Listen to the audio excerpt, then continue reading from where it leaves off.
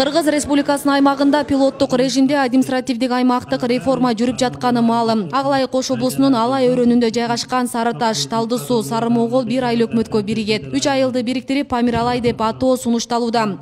Борбору болуп Сары Таш айылы аныкталды. Ал ордудо Сары Моголдуктар өздөрүнүн айылын борбор кылууну талап кылышууда. Болбосо Чоң Алайга кошулуу ниеттерин билдирип чыгышты. Биз 20 жылдан бери бул практиканы көрүп келдик. Эми бизде агар макул десе, унанса айыл өкмөтүнө Чоң Алай районуна каратып койгону оң. Себеби биз Алай районуна келиш үчүн 150 километр жол жүрөбүз. Чоң Алай районуна барыш үчүн 60 километр жол жүрөбүз. Керек болсо 45-40 мүнөттө барышыбыз. Кээ бир маселелерди көрүп атабыз. Чоң Алайга барганда жарым саат кечиккениңерде бул адамдан кол жуат элеңер дегенчи. Балким ошол Гүлчөгө кетип аткан болсо, балким качыш болуп кетмек. Кудайга шүгүр, аз Чоң Алайдагы биздин элдерди кабыл алып жатат. Ушул маселе дагы өтө көйгөйлүү. Ошол үчүн бизди да Чоң Алай айыл өкмөтүгө кошуп коюу жаңыңыздар суранам. Урматтуу Садыр Нуркожоев, урматтуу Камчы Кыдыршаев, жалпы энелердин атынан мен силерге суранып кетем. Сары Моголдуктар бул сунушун президент Садыр Жапаров, УКМКнын төрагасы Камчыбек Ташиев ишке ашырып берүүсүн суранышууда. Мындай маселе боюнча буга чейин аймакта элдик жыйын болуп, өкмөт, район, облус жетекчилерине кайрылышкан. Губернаторго 2 жолу кайрылдык. Кечээ күнү аз эле убакыт болду. Республика барып кайрылышып келди.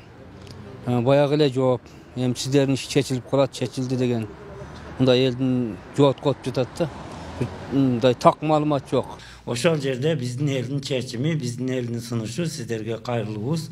Бизди ошол жаныбызда бир кадам эле турган Чоң Алай айыл аймагына бардык жагынан жакын болот экен. Дарыот Коргон райондун борбору болот экен. Ошого кошуп коюу жагыңыздарды суранып келдик. Учурда долбоор айыл аймактардын деңгээлинде гана жүрүп жатат. Бул этапта райондор арасында чек аралар өзгөрбөйт. Демек Сары Моголдуктардын маселеси административдик аймактык реформанын күн тартибине кирген эмес. Азыр жүрүп жаткан реформа бул административдик аймактык реформанын биринчи гана этабы. Бул биринчи этап ошол айыл аймактардын деңгээлинде гана жүрүп жатат.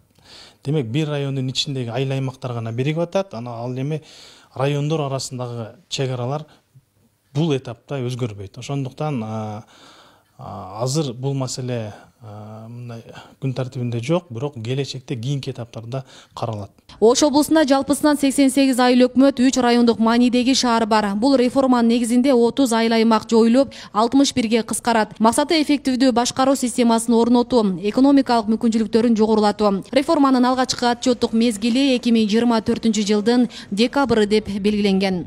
Асия Сыдыкова, Кымбат Абдис Самат уулу, Регион телеканалы, Ош.